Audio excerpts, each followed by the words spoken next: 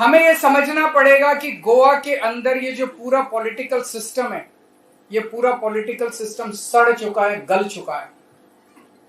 पिछले 60 साल से इस सिस्टम को बदलना है इस बार। अभी बीजेपी आती थी, आप लोग बीजेपी से नाराज हो जाते थे, कांग्रेस को वोट दे देते थे। फिर कांग्रेस आती थी, कांग्रेस में एक के बाद एक स्कैम होता था, कांग्रेस से नाराज हो जाते थे, फिर बीजेपी को वोट। एक बार बीजेपी, एक बार कांग्रेस, एक बार भी, दोनों में सेटिंग है। एक बार तुम लूटो, एक बार हम लूटेंगे, एक बार तुम लूटो, एक बार हम लूटेंगे। और दोनों में जॉइंट बिजनेस है, रिवॉल्विंग डोर है। कभी एक आदमी बीजेपी में चला जाता है, दूसरा कांग्रेस में आ जाता है। सब एक ही सिस्टम है। इस सिस्टम को बदलना है इस बार, सिस्टम को बदलना है इस बार। पिछले 60 साल से गोवा के ऊपर कुछ परिवारों का कब्जा है, सम फैमिलीज, है कि नहीं है? There are just a few political families who have vice-like grip on Goa. उनकी पॉलिटिक्स के ऊपर, सरकार के ऊपर कुछ चंद परिवारों का मैं काउंट कर रहा था, लिस्ट बना रहा था। 13 या 14 फैमिलीज हैं, 13 और 14 पॉलिटिकल फैमिलीज जिनका पूरे गोवा के ऊपर कब्जा है। और उन्होंने 20 लाख गोवा के लोगों को अपना कैप्टिव बनाया हुआ है।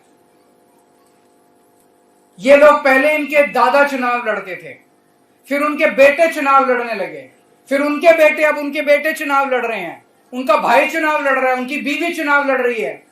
सब कुछ फैमिली के अंदर है। आप चुनाव क्यों नहीं लड़ सकते? आप चुनाव क्यों नहीं लड़ सकते? आप चुनाव क्यों नहीं लड़ सकते? आप चुनाव क्यों नहीं?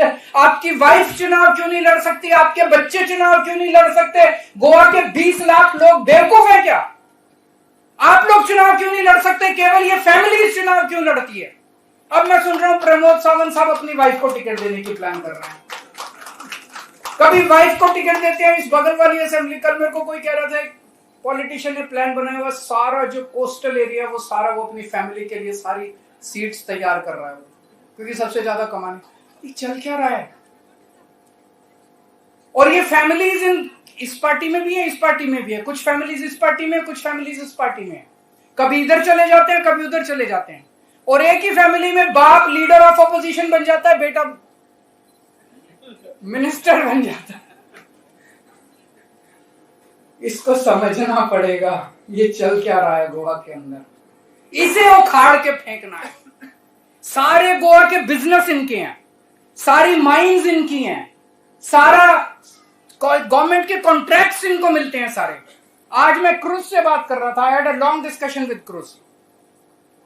वो बता रहा था कि गोवा की जमीनें उठा उठा के आउटसाइडर्स को बड़े बड़े प्रोजेक्ट्स बन रहे हैं गोवा के अंदर।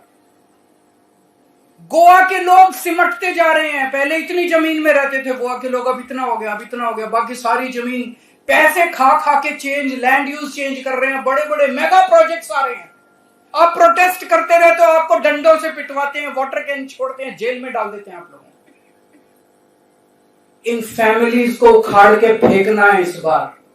That is the systemic change, that is उखाड़ना है कि नहीं उखाड़ना? ये बीजेपी, कांग्रेस, ये सारा एक सिस्टम है। इस पूरे सिस्टम को उखाड़ के फेंकना है इस बार।